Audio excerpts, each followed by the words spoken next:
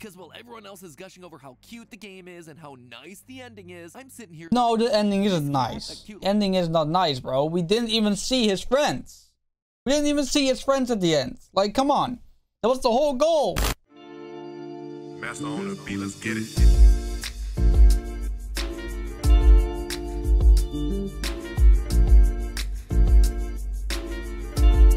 Unlocks the path to the secret Freddy's where Dirk finally finds Felix. And then Dirk dies by climbing into the tank with Felix because these characters always have to die in the stories. It's dumb, but, you know, so be it. Anyway, you see what's so weird about all this? Did what now? Out of nowhere, this story...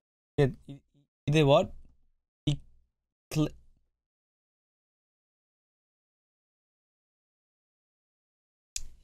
He went...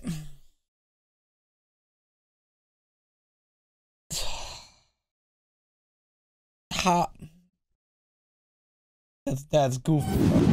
Oh, video on Stray. So let me get this straight. You just play as a cat. Yeah, that's it. It's great. Haven't you ever wondered what it's like being a cat? No. Oh, come on. I have a cat. He sleeps a lot. And when he's not sleeping, he's just a jerk. What? Skip is a sweetheart. Observe. But that was just a... And again. And again. Oh, okay. We get it. And again. Damn.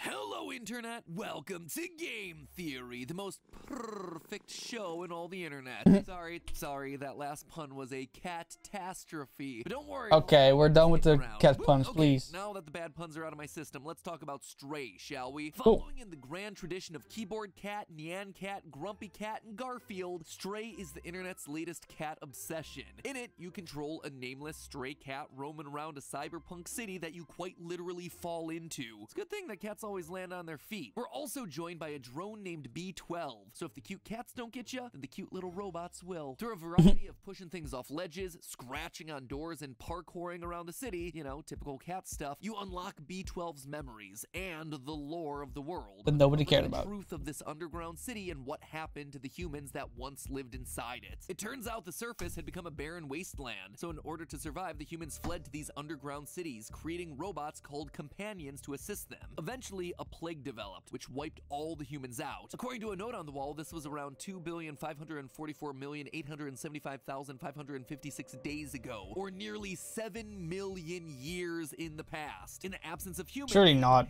How can cats survive that long? Machines and develop their own society. But our friend B12 here is different. He's special. A big reveal of the game is that B12 isn't just any robot, but rather a human scientist. A scientist who uploaded their consciousness to the network. This, therefore, makes them the last living, quote-unquote, human being. Kind of a bummer, then, that in the end, B12 has to sacrifice themselves in spoilers! security and open access to the surface, which apparently is no longer barren, but instead full of green plants and armies of cats. The final shot of the game is our stray feline friend walking off into the sun as the electronic system at the edge of the underground city comes flickering back to life. And roll credits. I mean, guys, all you had to do was give me a game where I, le cat, get to purr and rub my face on things. I don't think anyone was expecting this much lore when they saw a big cat on the thumbnail. But we're talking a post-apocalyptic world, a plague, 7 million years of history. With all this, what more could a gamer want? Oh wait, I know, a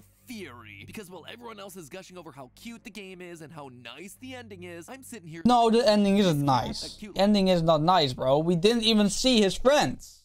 We didn't even see his friends at the end. Like, come on. That was the whole goal. Unbelievable, bro. Unbelievable.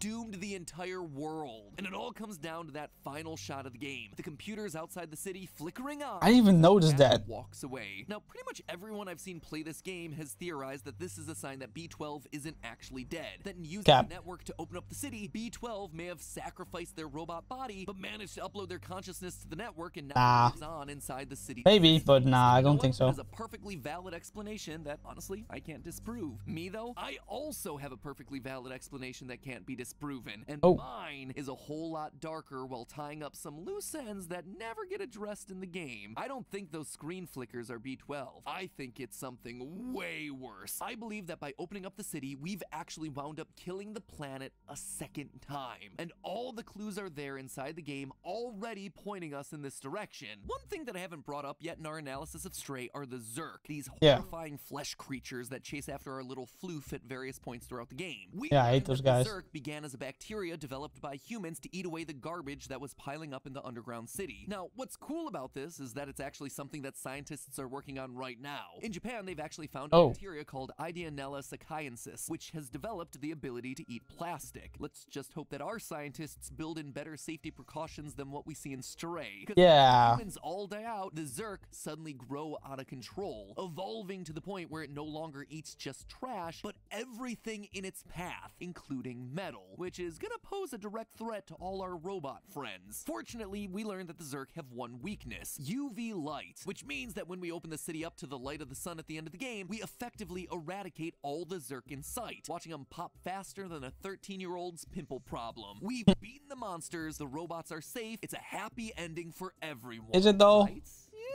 Not quite. You see, that heartwarming cutscene kind of glosses over the most horrifying moment that happened earlier in the game. Down in the sewers, hidden away from any sunlight, is the biggest infestation of Zurk, complete with fleshy walls, bulging birthing pods, and huge eyeballs. Again, not something I expected from a game whose main selling point is become cats, but this too has been backing in science. It's been suggested that bacteria might have the ability to operate as a neural network, acting like the sort of hive mind that we see in the sewers in Stray. Bacteria can also develop more societal behaviors, with different bacteria performing different tasks. Some of the most notable are biofilms that form sticky sheets that can attach to non-living surfaces, and myxobacteria that form bulbous pustules, just like the fleshy walls and birthing pods of the Zurks that we see in the game. But the thing that most people are forgetting is that the biofilms and giant eyes that we see in the sewers of Stray aren't affected by UV light like the rest of the Zurk. You can swing your cat's UV weapon around all you want, but no matter how close you are or how long you hold the button down, the eyes continue to just stare at you. They cannot be killed. They have evolved beyond their weakness to UV light. So while the ending of the that would make sense if, you know, you have to remember it's a game, right? It's part of the core of the, whole game, whole section, right? I think if you could kill off the decor, it would be pretty weird. But yeah, if that would be the case, that would be fucked.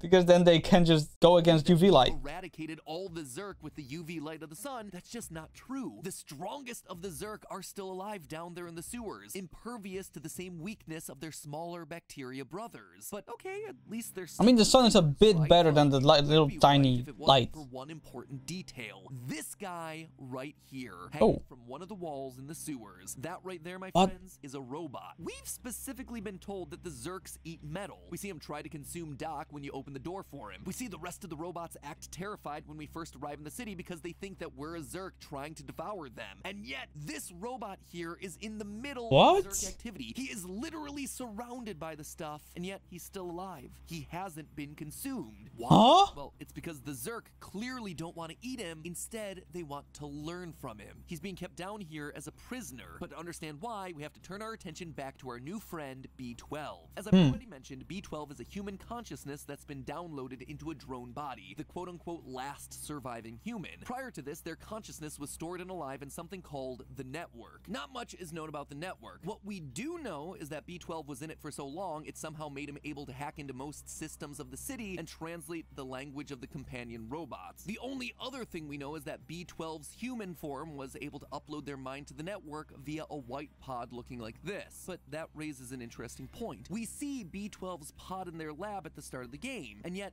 there's a second white pod here. Clearly, B12 is not the only person that has uploaded their consciousness into the network. In fact, what if I told you that most of the other robots in this world act like humans because they are humans, or at least have human consciousness inside of them? Oh shit. Where we find the second white pod, we Maybe a robot who tells us that they love the smell of fresh paint, only to then remember that they can't smell anything. That's not something that you would fake to appear more human. human, nor is it something that an AI is just gonna naturally develop over time. They are recalling an actual memory here, just like we see B12 recalling actual memories throughout the game. By collecting one of the memories down in Midtown, we see B12 talk about how they loved getting burgers from a particular place where the server's name began with an M. If you go to the restaurant in Midtown, the server in the burger joint is called Matt B. The human consciousness that's inside of that server robot remembered his name. The memory is buried deep, but it's there, somehow influencing current actions. These robots didn't just evolve like the game tries to tell us. They're all humans that have downloaded their consciousnesses into robot bodies. They've existed for so long that they've forgotten that they were once human. It's why they eat food when they weren't built with digestive tracts. It's why they get haircuts despite not having any hair. Their human habits still take effect despite the memories having faded millions of years ago. Oh, okay, interesting. See confirmation of this in B12's lab. Take another look at the room where we see B12's pod. The pod isn't the only thing that's in there. It's connected to a bunch of wires, all of which are then connected to a robot that's sitting right next to it. The network was not meant to be B12's final destination, nor was the drone that he wound up in. Instead, they were trying to upload themselves to that companion bot, except we know that the transfer process didn't work out completely. They wound up inside the drone instead, which brings us all the way back around to our unfortunate robot friend that's imprisoned to the wall of the sewer, because if you look closely, you can see a lot of cables coming out of that robot and going into computer monitors. Active computer monitors. If humans were able to connect themselves into the network and transfer into the robots, then it's possible that this is what the Zurk are after as well. The hive mind can use this imprisoned robot to access the network, to learn from it, to potentially upload itself into the network, or to take it a step further, to download the hive mind into an army of robots, allowing them to traverse the landscape during the day, to reach facilities where they can then experiment and improve the Zurk's capabilities, to make them completely resistant to UV light.